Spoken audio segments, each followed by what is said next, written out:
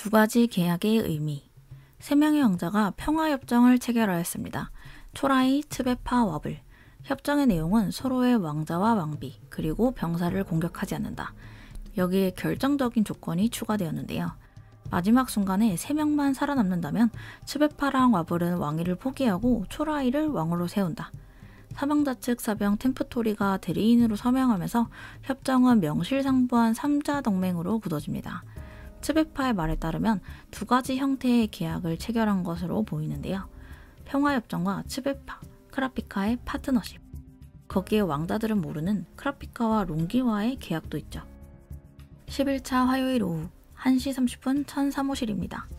초라이는 츠베파가 하야 조건에 동의했다는 점에 놀라워하며 사병 템프토리에게 보상으로 코인 하나를 건넵니다. 와블은 아기인이 원래부터 계승전 이탈이 목표였다고 쳐도 츠베파의 결단은 의외였는데요. 그녀는 과거 체리드니와의 대화에서 이렇게 말했기 때문입니다. 상위 3명의 왕자들은 모두 추악하다. 그렇다면 왜 스스로 추악하다 규정한 초라이를 왕으로 세우는 걸 허락했을까요? 배경에는 불길한 징조가 있었습니다. 파티광 사레사레가 만찬회의 모습을 드러내지 않자 그가 암살되었다고 추측했죠. 그리고 결정적인 사건. 사레사레 진영에 속해 있던 1왕자 측 사병 리안이 돌연 5왕자 츠베파의 진영으로 배속을 바꾼 것입니다. 그 순간 츠베파는 직감합니다. 다음 암살 표적은 나다. 협정에서 왕위를 포기한다는 조건을 거는 것이 벤자민의 칼날을 초라이 쪽으로 돌려줄 유일한 방법이라고 판단했습니다. 프레데터의 그림자와 츠베파의 영수. 츠베파의 수호 영수는 처음 4왕자 체리드니와의 협상을 시도하던 순간 잠깐 모습을 드러냈지만 협정이 무산되자 곧 사라졌습니다. 그러나 크라피카가 파트너가 되겠다라고 선언하자 다시 모습을 드러냈죠. 츠베파의 수호 영수의 특징을 보면 변화계이며 공전력, 파트너가 필요합니다. 능력은 체내에서 약품을 생성하는 것인데요. 수호 영수 발현 유지의 핵심은 파트너십의 지속성으로 보입니다.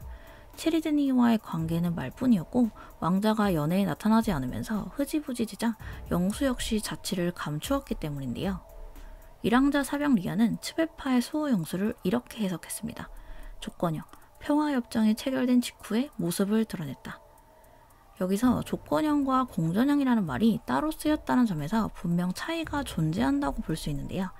조건형은 특정 상황이 충족될 때 발동되는 것으로 보이고 공전형은 신뢰의 합의와 같은 관계가 성립, 지속되는 한 유지되는 것으로 보입니다. 츠베파의 능력은 조건이 충족된다기보다는 관계의 지속성이 핵심인 거죠. 츠베파의 수호 영수가 모습을 드러낸 이 시점, 프레데터가 삼키기에 최적의 상황입니다. 하지만 온전한 힘을 발휘하려면 무엇보다 상대 능력을 리안이 정확히 이해해야 했는데요. 해석이 부족하다면 프레데터는 불완전하게 발현되거나 아예 무력화될 수도 있습니다. 바르사 밀코의 세균병기와 할켄부르그의 위기. 1왕자 벤자민의 책사, 사설병 대장 바르사 밀코. 그의 신발 속에는 군에서 개발됐다가 폐기된 정체불명의 세균병기가 숨겨져 있었습니다. 결함 탓에 실전에 쓰이지 못했지만 조건만 맞으면 완벽한 암살 도구인데요. 반경 3m 안에선 호흡만으로 감염이 퍼집니다. 폐와 장기, 뇌 기능이 차례로 붕괴해 단 반나절 만에 죽음에 이르는 살상병기였죠. 더 교묘한 건 증상이었습니다. 처음엔 단순한 위장염처럼 보여 사람들은 감염 시점과 경로를 완전히 착각하게 됩니다. 실제 감염은 바르사 밀코와 만난 순간이 아닌 훨씬 이전이라고 믿어버리게 되는 것이죠. 그리고 마지막 치명적 특징 하나. 30초가 지나면 병기는 불활성화됩니다. 즉, 실행자는 단 30초만 숨을 참으면 스스로는 안전하고 타인만 죽일 수 있는 구조였던 거죠. 단순하지만 증거를 남기지 않는 이 병기를 구왕자 암살에 사용하려고 하는데요. 지금의 할켄부르그는 무시무시합니다. 계승전에 본격적으로 뛰어들며 수호 영수의 압도적 힘을 손에 넣었기 때문이죠. 그는 개인 전투력이 아닌 병사들의 영혼을 결속시켜 집단 정치를 강화하는 공존형 능력. 그 힘 앞에 벤자민 진영의 정예 사병들조차 속수무책으로 무너졌는데요. 앞서 구왕자의 방에 파견된 1왕자 측 사병들. 그러나 그들 모두 이상행동을 보이거나 흔적조차 남기지 않은 채 사라졌습니다. 첫 번째 희생자는 사병 시카쿠. 그는 왕자의 공격을 받고 의식을 잃더니 곧 할켄부르크의 수행원의 영혼에 지배당했습니다. 그리고 칠왕자의 방 앞에서 스스로 머리에 총을 겨누고 자살했는데요. 이 기이한 현상을 확인하기 위해 새로 투입된 사병 빅트. 하지만 그조차 짧은 긴급통신만 남기고 흔적도 없이 증발합니다. 바르사밀코와 벤자민은 추측해봅니다. 단시간 안에 왕자 혼자서 방어 자체가 불가능한 능력을 개화할 수는 없습니다. 그렇다면 그것은 개인의 능력이 아닌 집단의 각오가 하나로 뭉쳐 탄생한 압도적인 위력. 그렇다면 왕자와 병사를 분리시켜 그 능력을 크게 약화하는 것이죠. 바르사밀코는 즉시 움직입니다. 2명의 사병이 차례로 쓰러진 사건을 명분삼아 할켄부르크에게 음모살인 혐의를 씌웁니다. 그리고 2층 사법국, 그곳에 급류시키며 병사들과 격리시키는 조치를 취하죠. 왕자가 고립된 현재, 암살의 최종 수단으로 꺼내든 것이 바로 세균병기였습니다. 체리드니와 찰나의 10초. 승선 11일차 오전 8시, 사왕자 체리드니는 러닝머신 위에서 달리며 한 손으로는 스마트폰 게임을 동시에 제츠 수련을 하고 있었는데요. 목표는 단 하나, 제츠 돌입 시간을 10초 안으로 줄이는 것. 곁에는 세타 대신 배치된 사르코프, 그리고 보고를 이어가는 반타인이 있었습니다. 반타인은 말합니다. 셀리츠의 사법성 구류가 길어지고 있습니다. 주변은 이미 1왕자 벤자민의 병대가 깔려있죠. 체리드니는 짧게 지시합니다. 계속 면회를 요청해 반드시 셀리츠의 속내를 알아내라. 시간을 거슬러 올라가 8일차 밤 1호 만찬회입니다. 셀리츠는 10왕자, 11왕자의 탈출을 돕기 위해 플루트를 연주했고 그 소리는 방송으로 1450일까지 흘러들어왔는데요. 이때 모두의 눈앞에 꽃밭 같은 환영이 펼쳐졌죠. 원인은 3가지로 추측할 수 있습니다. 첫 번째로 셀리츠 음악의 효과, 이것이 가장 유력하고요. 두 번째는 체리드니의 특질계 자질을 반영, 세 번째는 찰나의 10초의 각성 전조. 왕자는 이 현상이 셀리츠의 음악과 관련 있다고 보고 그녀를 방으로 불러 직접 확인하려 하고 있죠. 넨의 존재를 알게 된 이후 체리드니는 집착적으로 수련에 몰두합니다. 하지만 세타는 두려웠습니다. 왕자가 넨을 완전히 익히면 나라가 끝장난다. 제추 수련 도중 무방비한 찰나, 세타는 방아쇠를 당깁니다. 그 순간 방안을 메운 것은 총성보다도 먼저 울려 퍼진 셀리츠의 음악. 그리고 체리드니의 시야 속에 펼쳐진 건 10초 뒤 자신의 죽음이었는데요. 하지만 왕자의 능력은 그 순간 개화합니다. 눈을 뜬 그는 다른 선택을 택해 현실을 다시 써버리죠. 세타가 분명 맞췄다고 기억한 총알은 이미 빗나가 있었습니다. 찰나의 10초. 발동 조건은 제추와 눈을 감는 행위가 합쳐졌을 때입니다. 효과는 10초 뒤의 미래를 보는 것인데요. 이 능력의 무서운 점은 단순한 예지가 아닌 미래를 다시 쓸 수 있다는 것입니다. 왕자는 이 힘으로 계승전을 장악하겠다는 일념으로 현재 수련에 몰두하고 있죠. 암살 시도 이후 세타는 수호 용수의 경고로 물러나고 그 자리를 사르코프가 대신 지키게 되죠. 사르코프는 세타의 증언을 토대로 사왕자의 수호 용수를 분석합니다. 체리드니 곁에는 현재 2채의 수호 용수가 존재하는데요. 호중난 의식으로 태어난 공식 영수, 666이 새겨진 특질계 영수. 두 번째 영수는 왕자가 찰나의 10초 각성 직전, 제추 수련 도중 처음으로 모습을 드러냈습니다. 문제는 이 영수가 제추 상태에서 능력을 발동했다는 것인데요. 보통 제추는 오호라가 완전히 끊어져 능력이 봉쇄되는 상태. 그러나 체리드니는 오히려 제추를 계기로 능력을 발동했습니다. 즉, 평상시엔 오호라를 비축하다가 제추 순간에 힘을 터트리는 구조인 거죠. 내내 대전제를 거스르는 전례 없는 이단자의 능력이라 할 수 있었습니다. 하지만 제추 수련 중에는 수호용수의 모습이 보이지 않았습니다. 그래서 사르코프는 세타가 수호용수에게 공격당해 거짓된 증언을 남긴 건 아닐까라는 가능성도 염두에 두죠. 400이하에서는 사르코프의 정체를 알 수 있는 부분이 있었는데요. 왕자의 천재성에 감탄하면서 그는 이렇게 중얼거립니다. 나는 태어날 때부터 제츠를 쓸 수 있었음에도 제츠 10초 유지에는 거의 1년이 걸렸다. 단순한 푸념 같지만 그 말 속에는 단서가 숨어 있습니다. 태어날 때부터 넨을 쓸 수 있었다. 이는 곧 사르코프가 저주자, 즉 비욘드의 피를 이어받은 자 중 하나라는 사실을 드러내는 강력한 힌트로 볼 수 있습니다. 후게츠의 몸과 암살, 탈출 계획. 후게츠의 어깨에 남은 벌레에 물린 듯한 작은 자국. 400화 이후 그녀는 점점 쇠약해졌습니다. 곁에 들러붙은 기묘한 사령, 무너져가는 육체와 정신. 처음엔 누군가가 셀리츠와의 교섭을 노리고 벌인 짓이라 여겼지만 자국을 보고 깨닫죠. 이것은 내내에 의한 표식. 특정 왕자를 겨냥한 게 아니라 불특정 인물이 걸리면 무차별로 발동하는 내남정. 그리고 그 함정에 걸린 대상이 바로 후게츠였다는 걸요.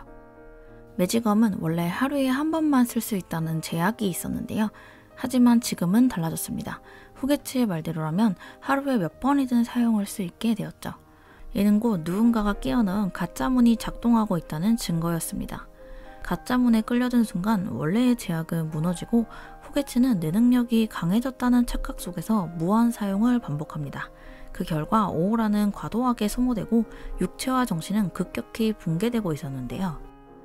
짧은 시간 안에 이렇게 변한 건 의존성이 생긴 걸지도 모른다는 셀리츠의 말에 카초의 머릿속에 한 이름이 떠오릅니다. 제7왕자 루즈루스. 루즈루스는 마피아 보스로서 마약 유통에 깊이 관여해온 왕자. 그의 수호 용수는 욕망을 미끼로 함정을 걸고 그 욕망이 충족될 때 발동하는 능력이었는데요. 후게츠의 살아남고 싶다는 욕망이 이용당해 매직검의 제한은 풀렸지만 도핑처럼 오호라를 갉아먹는 상태가 된 거죠. 후게츠의 증상과 일치하는 면이 많습니다. 여기서 수호 영수의 룰을 살펴보면 영수는 서로 공격하지 않습니다. 그리고 영수가 신 인간을 직접 해치지도 않죠. 그렇게 왕자 본인조차 자각하지 못한 채 후게츠의 욕망이 간접적으로 이용당했을 가능성이 큰데요. 왕자 자체가 자각이 없으므로 직접적인 설득은 사실상 불가능합니다. 400화까지만 해도 카밀라 진영 사병들의 저주 능력이 가장 유력했었는데요. 남은 후보에 대해서는 이렇게 있는데 자세한 건 400화 리뷰에 있기 때문에 참고해주세요. 현 시점에서 가장 의심받는 건 여전히 루즈루스의 수호 영수. 카초는 매직검의 능력의 규칙을 정리해봅니다. 출발문은 후게츠가 열어야 하며 귀환하는 문은 카초가 터널에 들어올 때 닫히는데요. 배박 이동은 불가능했고 선내 한정으로 사용할 수 있습니다. 두 사람이 함께해야 완성되는 통로인데요. 여기서 매직검을 암살 계획에 활용하려면 반드시 확인해야 할 조건이 하나 있었습니다. 제3자도 통로를 드나들 수 있는가? 카초는 추정합니다. 문이 닫히기 전까진 가능하다. 이 가설을 검증하기 위해 셀리츠로 실험을 해보기로 합니다. 루즈루스의 암살 계획. 사법국 차장 카이사르까지 가세하며 시나리오가 완성됩니다. 후게츠의 매직검으로 루즈루스의 방에 잠입, 셀리츠의 연주로 잠시 그의 의식을 차단하고 카이사르가 왕자를 짊어지고 매직검의 터널을 통해 구명정으로 이동합니다. 구명정을 띄운 뒤 루즈루스의 몸만 남기고 기한하는 거죠. 블랙에이로에서 떨어진 왕자는 카초가 죽었을 때와 같은 원리로 계승전의 룰에 따라 소멸하게 될 것이라는 계산이었습니다. 이 장면에서 첼리츠는 카이사르에게 매직검의 제약으로 직접 가본 장소가 아니면 문을 열 수 없다고 설명하는데요. 이를 해결하기 위해서 꺼내든 게 카초의 유언 편지였습니다. 사법성 차장 카이사르가 동행하며 편지의 안정성을 보장한다면 내용이 궁금한 왕자들은 후게츠의 아련을 허할 것이라는 것이죠. 현재 왕의 계승전 속에는 눈에 잘 드러나지 않지만 수상한 움직임을 보이는 인물이 있는데요. 바로 사법국 차장 카이사르. 그는 단순한 협력자를 넘어서 왕자 암살 계획에 적극적으로 가담합니다. 셀리츠가 보기에 그의 심음은 차분한데요. 하지만 그가 조작계 능력자에게 조종당하고 있을 가능성도 배제할 수는 없었죠. 셀리츠는 매직검은 반드시 직접 가본 장소에만 문을 열 수 있다고 말했는데요. 하지만 381화 전후 후게츠는 매직검의 능력을 통해 3층으로 간 적이 있습니다. 블랙에이로의 구조상 2층과 3층은 엄격히 통제되죠. 왕자들이 아래로 내려올 일은 거의 없습니다. 이는 셀리츠가 일부러 잘못된 정보를 흘렸을 가능성이 큰데요. 카이사르의 반응을 보기 위해서일 수도 있고 그를 움직이는 배후 세력을 견제하기 위한 의도였을 수도 있습니다. 이 점에 유의해서 본다면 훨씬 흥미로운 포인트가 될 것 같네요. 벤자민의 방. 계획대로 편지를 전하러 나선 후게츠와 카이사르. 그들이 처음 향한 곳은 1왕자 벤자민이 머무는 VVIP 구역이었습니다. 후게츠의 몸에 달라붙은 저급 사령들을 본 벤자민은 이대로는 열흘도 버티지 못하겠다고 말하는데요.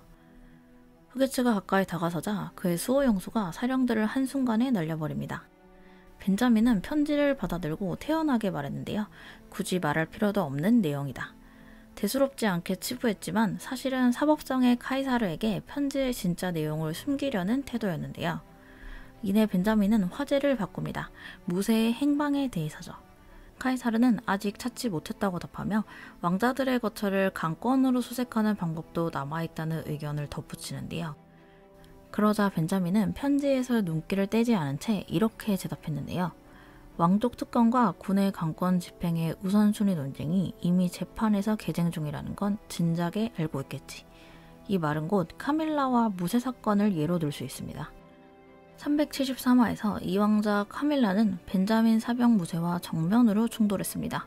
이때 그녀의 내능력, 고양이의 이름이 발동하며 무쇠는 생명력을 빼앗기고 시체마저 흔적도 없이 사라졌는데요. 반대로 총에 맞아 쓰러졌던 카밀라는 되살아나죠. 이후 카밀라는 곧 벤자민에 의해 체포되지만 재판이 진행되자 군권과 왕족 특권 중 무엇을 우선하는가라는 논쟁이 이어집니다. 결론은 어느 한쪽에도 치우치지 않은 중도적 판결, 그리고 그 판결의 결과로 현재 벤자민이 주침실이 아닌 VVIP실에 머무르고 있는 상황이 된 것인데요. 그리고 이어진 벤자민의 한마디, 물론 그 사건은 특수계엄령의 전제가 되는 국가적 위기에는 해당되지 않는다. 대화의 주제는 군권과 왕족 특권의 우선순위에 관한 것이었습니다. 굳이 더 높은 단계의 강권, 특수계엄령을 입에 올렸는데요. 그 순간 카이사르는 마음속으로 확신합니다. 벤자민은 필요하다면 국가적 위기를 명분삼아 언제든 계엄령까지 발동할 준비가 돼 있다. 냉정과 평정을 가장했지만 그 짧은 실언은 곧 벤자민의 본심을 드러내는 결정적 힌트가 됩니다. 루즈루스의 방. 후게츠와 카이사르는 칠왕자 루즈루스의 방에 아련을 신청합니다. 사법성의 보증 아래 카초의 편지가 전달되죠. 편지에는 체리드니의 악행이 기록되어 있었는데요. 그는 짐작해봅니다. 이 편지는 왕자마다 내용이 다를 것이다.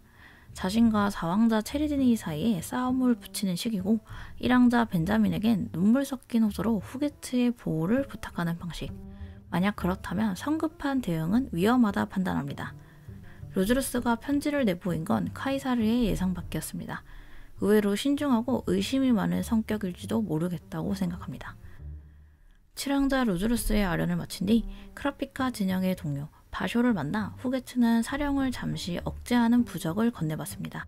하지만 어디까지나 임시 방편이었죠.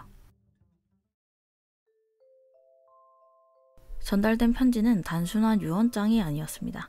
사법성이 독자적으로 수집한 왕자들의 기밀 정보, 말 그대로 정보폭탄이었죠.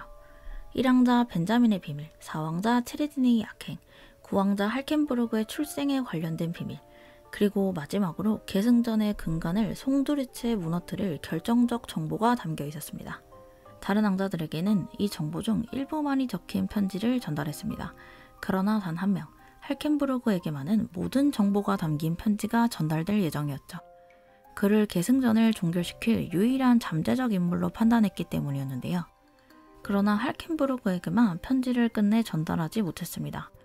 2층 사법성 근처에서 정체 모를 명동이 울려 퍼졌을 때 이것은 할켄부르크의 수호용수에 의한 것이라고 추측을 했었는데요.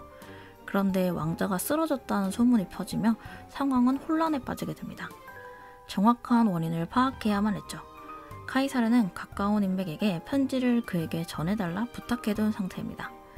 그리고 셀리츠는 곧장 크라피카에게 현 상황을 알리며 400 이하가 끝납니다.